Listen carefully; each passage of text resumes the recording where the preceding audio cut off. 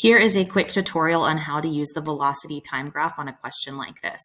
You have your question up above that you can look at, but you're going to actually have to plot points here.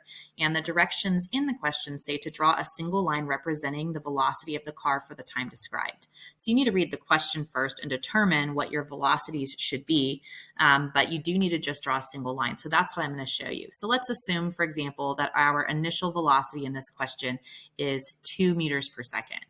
I would want to put a point at 2, and then let's say that I determine the final velocity is 19 and a half, okay, after 6 seconds. Again, I'm making up numbers right now. This is not what the question says, and of course your questions are random.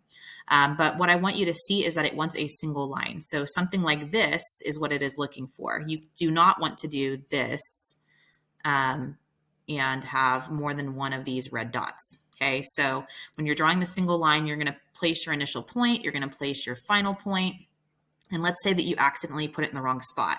I did 2 meters per second here, but I wanted it to be at 19 and a half, and I accidentally placed it at 18 and a half. So you can actually click and drag your last point. So once you place them, if you don't have them quite right, you can just move them instead of having to clear all and start over. So that is what you need to do here. You need a single line just like this, but you need that line to match the information in the question. And then whenever you think you have it correct, of course, there's a second part to this here. You have to actually do a calculation, but whenever you think you have your answer correct, you can click submit.